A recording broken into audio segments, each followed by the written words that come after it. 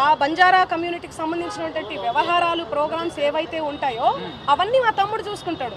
మిగతా Telugu programmes, Karnataka Kannada programmes ఏమైతే ఉన్నాయో అవన్నీ నా మేనేజర్ చూసుకుంటాడు.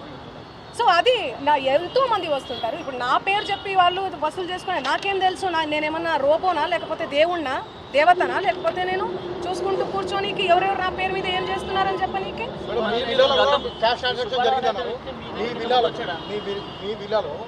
మా విల్లా కాదండి, అది ఎవరిదో అండి. మీరు కావాలంటే అందరు రండి, మీడియా వాళ్ళందరూ రండి, మా ఇంటికి రండి. మీరు గతంలో క్లారిటీ ఇచ్చారు, కోకాపేటలో స్కూలు, హాస్పిటల్, పబ్బు కోసం ఆ పెట్టుబడులు. కోకాపేటలో స్కూలు, పబ్బు అవన్నీ యాడున్నాయో తెలీదు. ఆ బిజినెస్ మైండే ఉంటే ఎప్పుడో పెట్టేసుకునేదాన్ని.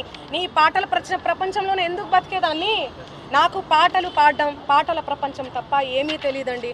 నాకు నిజంగా డబ్బు ఆశ ఉంటే లాస్ట్ ఇయర్ ఎన్నికలు 2023 ఇక్కడ, 2023 ఇక్కడ, 2024 అక్కడ జరిగింది. నేను ఏపీలో కానీ ఏ తెలంగాణలో కానీ ఎక్కడన్నా కనిపించినా ఎన్నో మనీ ఆఫర్ చేసిర్రు, నాకు కోట్లు ఇస్తామని చెప్పి. అయినా కూడా నేను కనిపించలేదు. ఎందుకంటే నాకు డబ్బు ముఖ్యం కాదండి, వ్యక్తిత్వం చాలా ఇంపార్టెంట్. చాలా నియత్గా, చాలా ఎథిక్స్తో బతుకుతూ వస్తున్నానండి నేను. నాకేం అవసరం ఉంది చెప్పండి? చేతి నిండా పనులు మీరు చూడట్లే, నా ఇన్స్టా చూడట్లే, సోషల్ మీడియాలో చూడట్లే.